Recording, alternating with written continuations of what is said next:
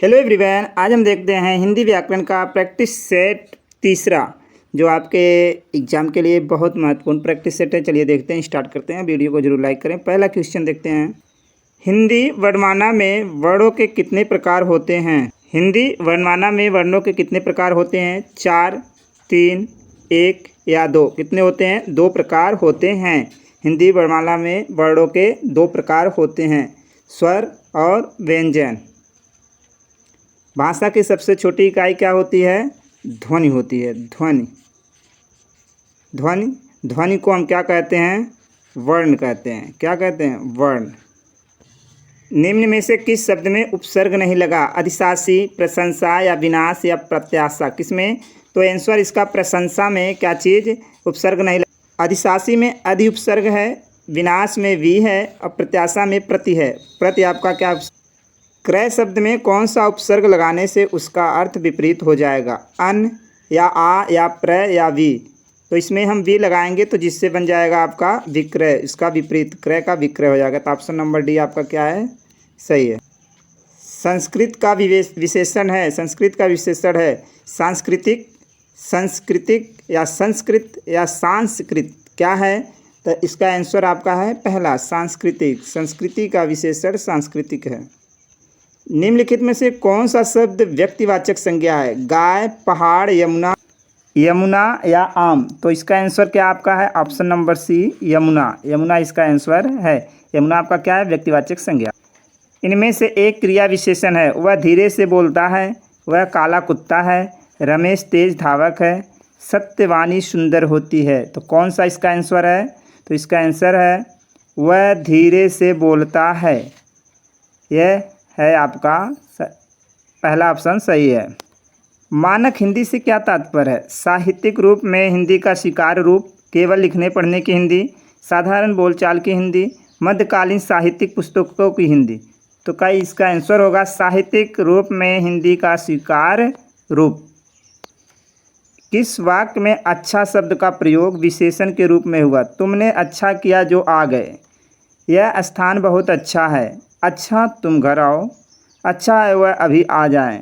तो इसमें कौन सा ऐसा सेंटेंस है जिसमें अच्छा शब्द का प्रयोग विशेषण के रूप में हुआ है? तो इसका ऑप्शन है आपका ऑप्शन नंबर बी, यह स्थान बहुत अच्छा है। कौन सा शब्द भाववाचक संज्ञा नहीं है? मिठाई, चतुराई, लड़ाई, उतराई। कौन सा ऐसा शब्द है जो भाववाचक संज्ञा नहीं है? तो इसका आंसर है मिठाई। क्या नहीं है? मिठाई नहीं है। निश्चित शब्द क्रिया विशेषण के किस भेद के अंतर्गत आता है?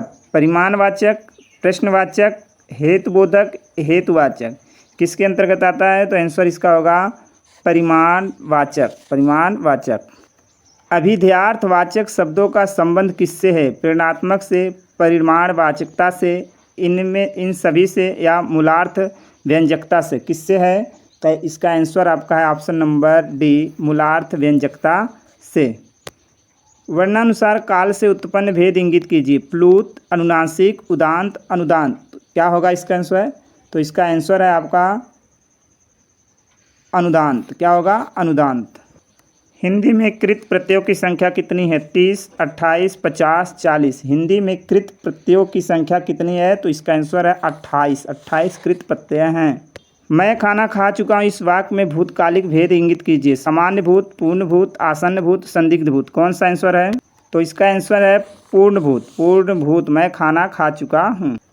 वृत्त धातु में णमूल प्रत्यय लगाने पर शब्द रूप क्या होगा? वृंत, व्रट, व्रंत, व्रांत। क्या होगा?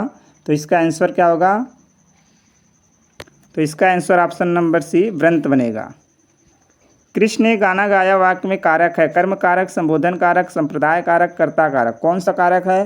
तो इसका आंसर है ऑप्शन नंबर डी, कर्ता कारक।